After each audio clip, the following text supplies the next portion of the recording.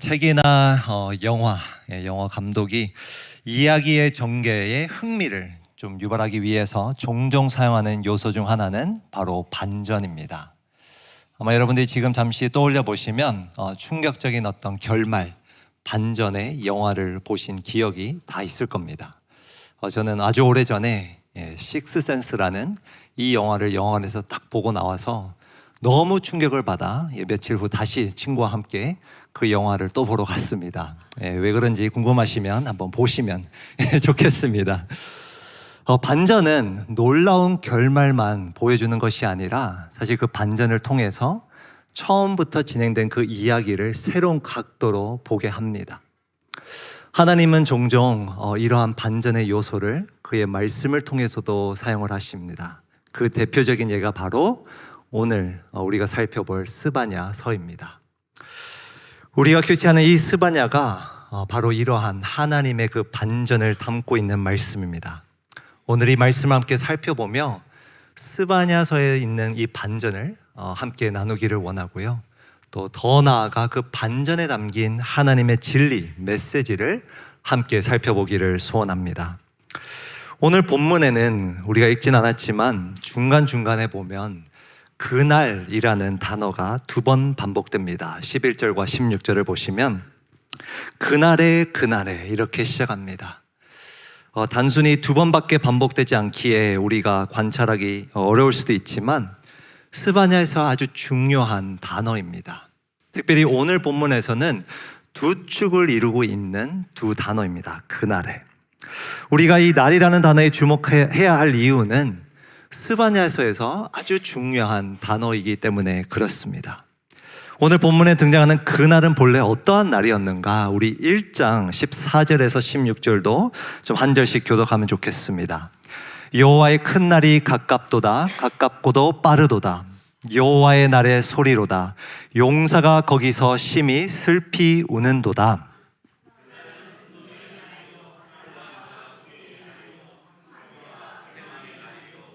깜깜하고 어두운 날이요 구름과 흑암의 날이요 나팔을 불어 경고하며 견고한 성읍들을 치며 높은 망대를 치는 날이로다. 방금 우리가 함께 읽었지만 날이라는 단어가 수없이 많이 반복을 합니다. 특별히 14절의 이 여호와의 날이라는 표현은 스바냐에서 아주 중요한 표현입니다. 이 날은 본래 어떤 날이었는가? 하나님의 심판을 가리키는 날이었습니다. 하나님의 심판. 그래서 18절에 보시면 여호와의 분노의 날이라고도 표현을 합니다. 여호와의 분노의 날. 여호와의 날은 스바냐 외에도 다른 선지서에서도 많이 등장하는 표현이지만 특별히 이 선지서에서 두드러지게 나타나는 표현입니다. 스바냐 1장부터 우리가 3장 8절까지 지금까지 큐티를 해왔는데 그 모든 내용은 하나님의 심판에 대해 이야기를 했습니다. 시간상 다 읽진 않겠지만 스바냐의 첫 몇 구절은 마치 창세기 1장의 그 창조가 역으로 파괴되는 듯한 온 세상을 향한 하나님의 심판으로 시작하여서 하나님의 백성을 향한 심판, 또 그 백성들을 공격했던 주변 나라들의 심판으로 모든 내용이 이루어지고 있습니다. 이것이 스바냐 3장 8절까지의 내용입니다. 그런데 놀랍게도 하나님의 심판을 가리키는 이 여호와의 날이 오늘 본문에서는 반전을 이룹니다. 11절 말씀입니다. 그날에 내가 내게 범죄한 모든 행위로 말미암아 수치를 당하지 아니할 것은 그때에 내가 내 가운데서 교만하여 자랑하는 자들을 제거하여 내가 나의 성산에서 다시는 교만하지 않게 할 것임이라. 내가 공고하고 가난한 백성을 내 가운데 남겨두리니 그들이 여호와의 이름을 의탁하여 보호를 받을지라. 이전까지 묘사된 하나님의 그 심판, 그 심판과는 전혀 다른 내용이 오늘 본문에서 등장합니다. 같은 여호와의 날이지만 더 이상 심판의 날이 아니라 회복을 가리키는 날입니다. 그래서 16절은 또 이렇게 묘사합니다. 그날에 사람이 예루살렘에 이르기를 두려워하지 말라. 시온아 내 손을 늘어뜨리지 말라. 더 이상 그 심판으로 인하여 두려워할 필요가 없음을 하나님은 말씀하십니다. 두려움 속에서 힘없이 손을 늘어뜨릴 필요가 없다, 하나님은 말씀하십니다. 왜 그런가? 우리 19절 함께 읽겠습니다. 그때에 내가 너를 괴롭게 하는 자를 다 벌하고 저는 자를 구원하며 쫓겨난 자를 모으며 온 세상에서 수욕받는 자에게 칭찬과 명성을 얻게 하리라. 아멘. 하나님께서 이 모든 심판 끝에 19절을 보시면 자기 백성을 괴롭혔던 자들을, 저는 자를, 쫓겨난 자를, 세상에서 수욕을 당한 그 자들을 다시 불러 모아 칭찬과 명성을 얻게 하실 것이기 때문에 더 이상 두려워할 필요가 없다 말씀하시는 것입니다. 이것이 여호와 날의 반전입니다. 심판에서 회복으로의 반전입니다. 사실 이러한 반전은 우리가 스바냐서의 하나님의 처음과 마지막 말씀만 보더라도, 관찰만 하더라도 뚜렷하게 보입니다. 1장 2절 말씀입니다. 여호와께서 이르시되 내가 땅 위에서 모든 것을 어떻게 하리라? 진멸하리라. 이것이 하나님의 첫 말씀이었습니다. 스바냐서의 첫 말씀. 그런데 놀랍게도 마지막에는 이러한 말씀을 전해주십니다. 내가 그때에 너희를 이끌고 그때에 너희를 모을지라. 내가 너희 목전에서 너희의 사로잡힘을 어떻게 할 때에? 돌이킬 때에 너희에게 천하 만민 가운데서 명성과 칭찬을 얻게 하리라. 여호와의 말이니라. 스바냐서의 첫 구절, 선지자를 소개하는 그 구절을 제외하고 보면은요, 스바냐서는 이렇게 시작합니다. 여호와께서 이르시되, 그리고 마지막은 여호와의 말이니라. 그 첫 말씀은 내가 이 땅에서 모든 것을 진멸하리라 이렇게 시작은 했지만 그 끝에는 히브리어 어순으로 보면 3장 20절 다시 한번 좀 띄워주시면 그 마지막 말씀은 사실 이것입니다. 히브리어 어순으로 보면 내가 너희 목전에서 너희의 사로잡힘을 돌이킬 때에, 이 돌이키다라는 단어는 영어 성경은 많은 번역본은 회복이라 번역하고 있습니다. 회복. 진멸하리라로 시작했던 이 말씀은 맨 끝에 어떤 말씀으로 마무리되는가? 회복하리라. 회복하리라. 이 스바냐서의 반전은 어떤 반전인가? 하나님의 심판으로 시작은 했지만 하나님의 회복으로 끝나는 반전을 보여줍니다. 심판에서 회복으로 끝나는 반전을 우리에게 보여주고 있는 것입니다. 스바냐에서 이 반전을 우리가 반드시 관찰해야만 하나님의 메시지를, 진리를 이해할 수 있습니다. 이 책을 처음에 우리가 묵상할 때는 그 강력한 심판이 우리의 눈을 사로잡지만 맨 끝에 이 반전에 다가가서는 드디어 회복으로 바뀌는 놀라운 메시지를 접하게 되는 것입니다. 저에게는 동생이 한 명 있습니다. 사실 나이 차이가 조금 있는데요, 그래도 찐 형제들은 안 싸울 수가 없겠죠. 그래서 자주 싸우지는 않았는데 가끔가다 이렇게 싸우게 되면 어떻게 됐을까요? 아버지에게 불려가서 이제 혼났습니다. 근데 어느 날 또 이렇게 한번 다투고 나서 이제 아버지께서 호출을 하셔서 이제 두려운 마음으로 이렇게 불려가는데 반전이 있었습니다. 갑자기 서재에 딱 들어갔는데 광진아, 네가 이해해라, 네가 동생을 좀 이해해라 하면서 격려를 해주시는 겁니다. 너무나 놀라운 반전이었습니다. 사실 생각해보면 모든 훈육, 처벌의 궁극적인 목적은 어떠한 변화 그리고 회복입니다. 하나님도 마찬가지입니다. 하나님은 언제나 심판을 통해 궁극적으로 원하시는 것은 회복입니다. 진멸, 멸망, 이것이 심판 속에서 등장하는 단어지만 그 단어들은 언제나 수단이지 궁극적인 목적지는 아닙니다. 하나님의 목적지는 항상 심판을 통해 회복을 이루시는 것입니다. 이것이 스바냐가 반전을 통해 우리에게 가르쳐주는 진리입니다. 하나님이 심판을 통해 회복을 원하신다면 구체적으로 어떤 회복을 바라고 계실까요? 오늘 본문은 하나님이 원하시는 두 가지 측면의 회복을 우리에게 가르쳐주고 있습니다. 8절 말씀입니다. 나 여호와가 말하노라. 그러므로 내가 일어나 벌할 날까지 너희는 나를 기다리라. 내가 뜻을 정하고 나의 분노와 모든 진노를 쏟으려고 여러 나라를 소집하며 왕국들을 모으리라. 온 땅이 나의 질투의 불에 어떻게 되리라? 소멸되리라. 심판에 대해 이야기하는 그 마지막 구절은 아주 강한 표현을 사용합니다. 나의 질투의 불에 소멸되리라. 사실 논리적인 전개는 이 질투의 불에 소멸되리라라는 표현 이후에는 이들이 불에 어떻게 소멸되었는가를 사실 이야기하는 것이 논리적으로 많습니다. 그러나 9절에 반전이 일어나죠. 9절, 그때에 내가 여러 백성의 입술을 어떻게 하여? 깨끗하게 하여. 소멸되는 불이 갑자기 어떤 불로 바뀌는가? 그들을 깨끗게 하는 불로 바뀝니다. 놀라운 반전입니다.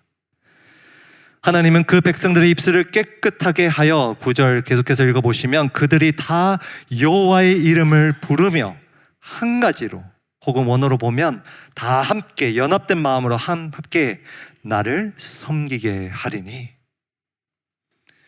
하나님은 분명 질투의 불로 소멸하실 수도 있지만 궁극적으로 원하셨던 것은 그 불로 자기 백성들이 깨끗해지는 것이 하나님이 진정 원하셨던 것입니다. 그들의 입술이 깨끗해져서 다시금 여호와의 이름을 부르며 다 함께 한 마음으로 하나님을 섬기는 것이 하나님의 소원이셨던 것입니다. 그래서 10절을 이어서 이렇게 이야기합니다.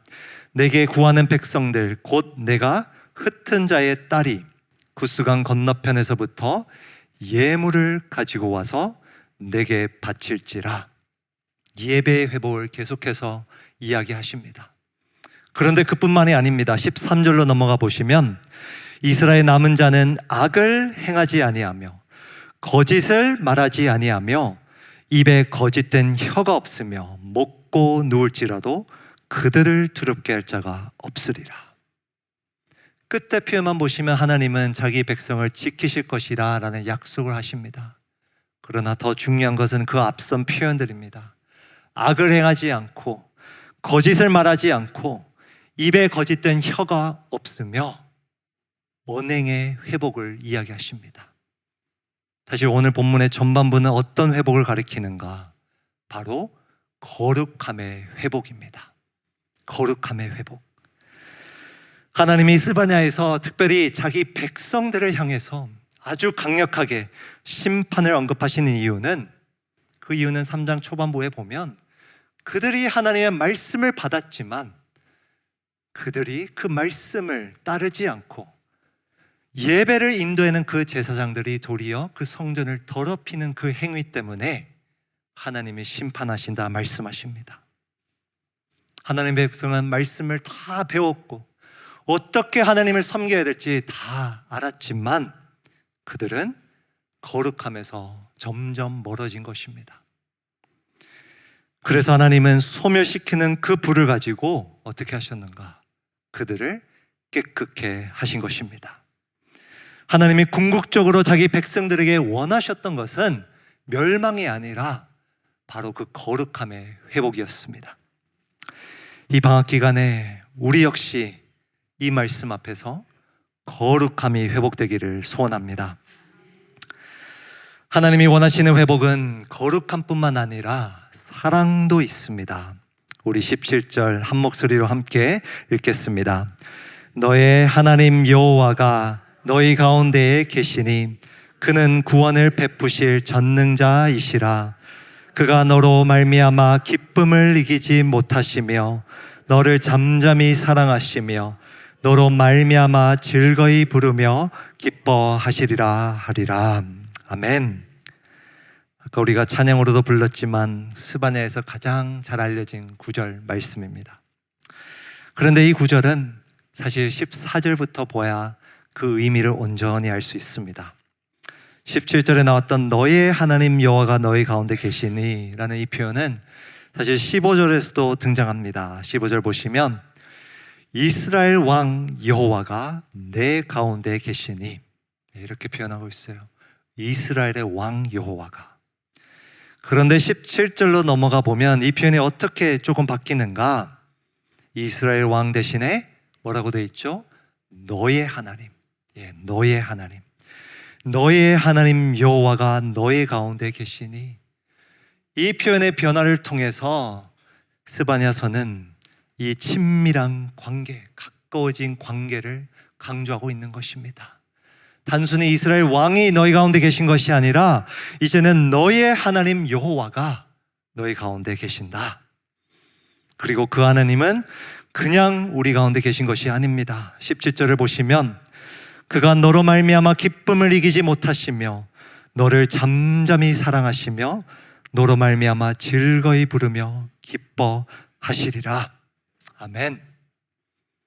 하나님은 그의 백성 가운데 그냥 임재하시는 것이 아니라 자기 백성으로 말미암아 그 기쁨을 이기지 못하시고 즐거이 부르며, 원어로 보면 즐거이 소리치다, 외치다 이런 뜻입니다. 그렇게 큰 소리로 기뻐하시는 동시에 시적인 표현입니다. 반대로 잠잠히 사랑하시며, 큰 소리로도 기뻐하시지만 잠잠히도 사랑하신다 말씀하시는 겁니다. 놀랍게도 여기서 이 사랑이라는 단어는 종종 구약 성경에서 하나님의 사랑이라는 헤세드라는 단어, 우리가 잘 아는 인자하심, 이 단어가 아닙니다. 이것도 역시 어떻게 보면 반전입니다. 그냥 일반적인 친구 사이에서, 연인 사이에서 사용하는 사랑이라는 일반적인 단어입니다. 왜 이 성경 저자는 그러한 단어를 채택했을까요? 하나님의 사랑이 영원하지 않아서 그랬을까요? 불변하지 않아서 그런 단어를 사용했을까요? 그렇지 않습니다. 이 구절에서만큼은 이 하나님의 사랑을 연인들이 나누는, 친구가 서로 나누는 그러한 사랑으로 표현하고 싶었기 때문에, 단순히 창조주 하나님이 아니라, 우리와 언약을 맺은 그런 하나님이 아니라 정말 감정적으로도 우리를 사랑하시는 그 하나님의 사랑을, 그 마음을 표현하기 위해 이 단어를 사용하신 것입니다. 그런 하나님을 향해, 우리를 잠잠히 사랑하시는 그 하나님을 향해 우리는 과연 어떻게 반응해야 할까요? 우리 14절도 함께 읽겠습니다. 시작. 시온에 따라 노래할지어다. 이스라엘아 기쁘게 부를지어다. 예루살렘 따라 전심으로 기뻐하며 즐거워할지어다. 아멘. 우리가 너무나 잘 아는 그 17절 앞에는 이 구절이 있습니다. 이스라엘아, 하나님의 백성들아, 가만히 있지 말고 노래를 불러라, 소리를 외쳐라, 즐거이 전심으로 그를 기뻐하라. 다 누구를 향한 말씀일까요? 우리 가운데 계시는 그 하나님, 우리 가운데 정말 기뻐하시고 잠잠히 사랑하시는 그 하나님을 향해 우리 역시도 그렇게 기뻐하라고, 그렇게 소리를 외치며 전심으로 그 하나님을 즐거워하라 명령을 하고 있는 것입니다. 24절 안에는 사랑이라는 단어가 명시되어 있진 않지만 이 기쁨의 외침 속에서 우리 역시 하나님을 사랑하라는 메시지는 분명히 있습니다.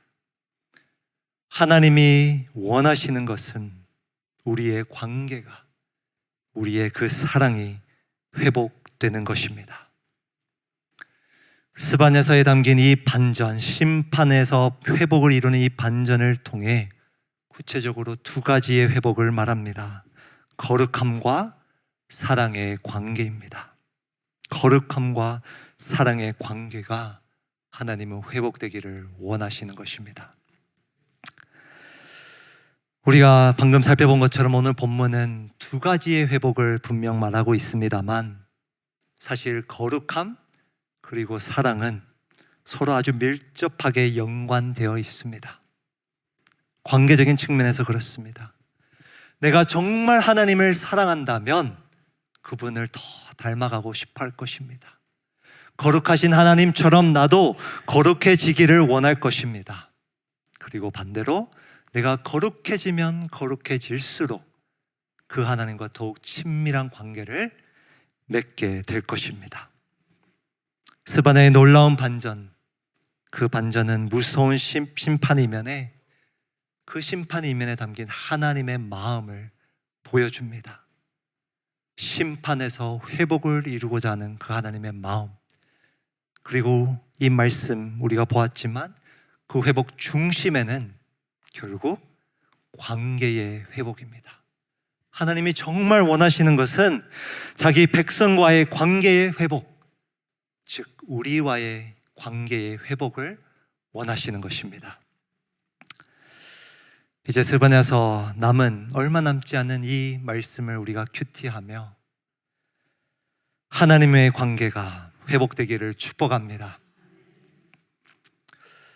하나님과 멀어지게 한 어떠한 죄가 우리 가운데 있다면 당장은 힘들고 아플지라도 오늘 이 말씀처럼 깨끗게 되는 것이, 거룩해지는 것이 우리의 소원이 되기를 원합니다.